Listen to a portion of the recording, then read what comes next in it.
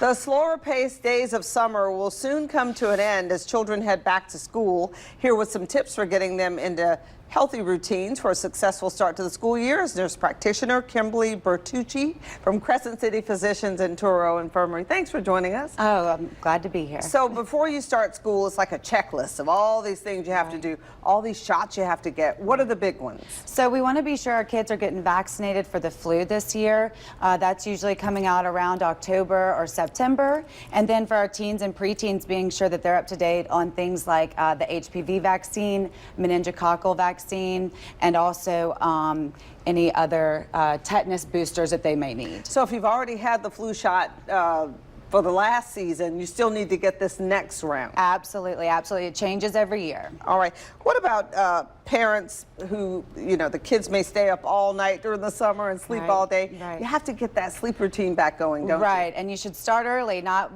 when the school year starts, but a couple weeks out, start putting them back to bed a little bit earlier each night, and also being sure they're powering down those electronic devices so that they get a good restful night's sleep. When you hear your kids say, "Mom, I'm stressed out," it's a real thing. When you start back to school, you have activities, homework, things to catch up on. I mean, you should consider it a real deal. Absolutely, and being sure that you have an open line of communication with your children so you can talk about what's stressing them out, what's bothering them, and get it out there for them. And also allowing them time to be a child too, because they're so stressed at school now. We want to be sure that they're able to come home and relax. Right, exactly, for at least an hour or two. Exactly, exactly. Good study habits. Sometimes it's all about the environment and what's around you going on. Sure, sure. So being sure that we have a good, quiet room that they can do studying or homework. Also, again, that they're powering down those devices and turning the TV off. And parents be available to answer questions or help as much as they are able. Eating habits. During the summer, they're snacking on chips and all that stuff. If you can get them a good couple of meals, you're lucky.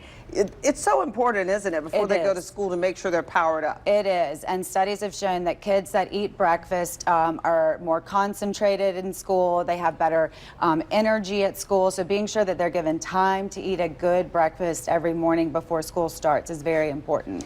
And hygiene has a big part of not just brushing your teeth, washing your face, and making sure you're clean before you go to school, but just when you go to school, so many germs. So absolutely, and to prevent the spread of germs, the #1 thing is teaching our children about hand washing. They should be washing their hands before eating and after using the restroom, and sometimes providing them with some hand sanitizer to take with them to school is a good idea so that they're also not bringing those germs home.